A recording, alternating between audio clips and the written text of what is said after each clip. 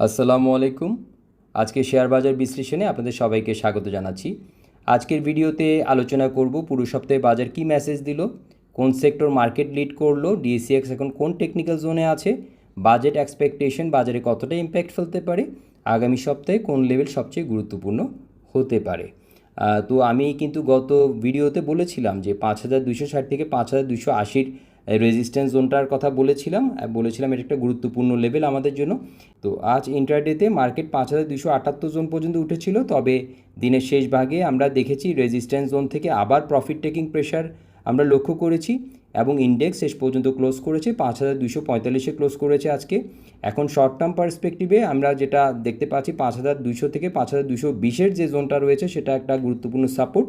আর আগামী সপ্তাহের জন্য প্রথম গুরুত্বপূর্ণ বিষয় হবে 5260 থেকে 5280-র এই যে জোনটা রয়েছে সেটাকে ডিসাইসিভলি এটাকে রিক্লেম করতে পারে কি না, সেটার উপরে এটাকে ব্রেক করে যদি দাঁড়াতে পারে সেই ক্ষেত্রে একটা ইম্পর্ট্যান্ট আমাদের সামনে একটা রেজিস্ট্যান্স জোন হয়তো আমরা দেখব 5300 থেকে 5360। তাই আপসাইড মোমেন্টাম পুরোপুরি কনফার্ম করতে হলে রেজিস্ট্যান্স ব্রেকআউট কিন্তু খুব গুরুত্বপূর্ণ। আর আজকের ট্রেডিং সেশনে আমরা দেখেছি 197টি কোম্পানি কিন্তু অ্যাডভান্সে ছিল, 138টি ডিক্লাইনে ছিল আর 52টি কিন্তু আনচেঞ্জড ছিল। সো ওভারঅল মার্কেট ব্রিথের দিক থেকে যদি বলি মডারেটলি পজিটিভ ইন্ডিকেশন দিচ্ছে এটা।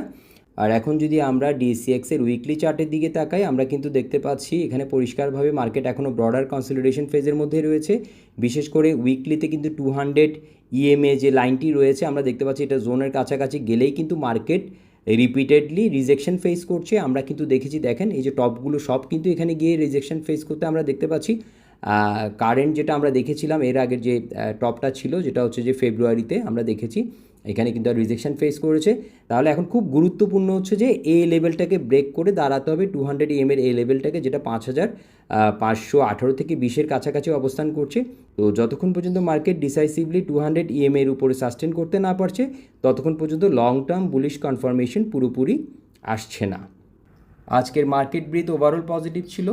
Engineering, textile, food and allied এবং সিলেক্টিভ ইন্স্যুরেন্স স্টকে বাইং প্রেশার বেশি দেখা গেছে।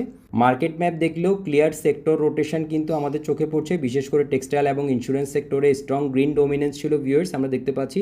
অন্যদিকে কিছু উইক ফিনান্সিয়াল এবং স্পেকুলেটিভ স্টকে এখনও প্রেশার ভিজিবল রয়েছে। ওভারঅল মার্কেট ফ্লোর দিকে তাকালে যে জিনিসটা ক্লিয়ার হচ্ছে যে স্মার্ট মানি এখনও সিলেক্টিভ সেক্টর রোটেশনের মধ্যেই মুভ করছে। পুরো সপ্তাহের টপ গেনার ফ্লো দেখলেও ক্লিয়ার সেক্টর লিডারশিপ চোখে পড়ছে, বিশেষ করে textile, insurance, food and allied এবং কিছু momentum based stock strong perform করেছে আমরা দেখতে পাচ্ছি। দেখেন আরডি ফুড, তারপরে ভিএফএস টিডিএল, অ্যাপেক্স টেনারি, এসআইসিএল এবং মেঘনা ইন্স্যুরেন্সের মতো স্টকে পুরো সপ্তাহ জুড়েই স্ট্রং বাইং প্রেশার নোটিসেবল ছিল। এটা কিন্তু পরিষ্কারভাবে আমাদেরকে দেখাচ্ছে যে মার্কেটে মানি ফ্লো এখনও সিলেক্টিভভাবেই স্ট্রঙ্গার মোমেন্টাম স্টকের দিকেই মুভ করছে। অন্যদিকে লুজার ফ্লোয়ের দিকে তাকালে আমরা দেখতে পাচ্ছি মেইনলি উইক ফিনান্সিয়াল এবং লো কনফিডেন্স স্টকে প্রেজেন্স কিন্তু নোটিসেবল ছিল। বিশেষ করে আমরা দেখতে পাচ্ছি First Finance, ILFSL, PLFSL, Far East Finance, তারপরে প্রাইম ফিনান্সের মতো স্টকের প্রেজেন্স কিন্তু নোটিসেবল ছিল। এখানে কিন্তু অনেকগুলোই জেড ক্যাটাগরি রিলেটেড স্টকের প্রেজেন্স আমরা দেখতে পাচ্ছি। তো এটা দেখে যেটা বোঝা যাচ্ছে মার্কেট এখনও ফান্ডামেন্টালি স্ট্রঙ্গার এবং কম্পারেটিভলি স্টেবল স্টকের দিকে বেশি প্রেফারেন্স দিচ্ছে। মার্কেট সেন্টিমেন্টের পেছনে এখন কয়েকটি ফান্ডামেন্টাল বিষয় ধীরে ধীরে ইনফ্লুয়েন্স করছে। বিশেষ করে সামনে জাতীয় বাজেট আসছে, তাই ইনভেস্টররা এখন বিভিন্ন সেক্টরের সম্ভাব্য পলিসি সাপোর্ট এবং ট্যাক্স রিলেটেড এক্সপেকটেশন নিয়েও ভাবতে শুরু করেছে।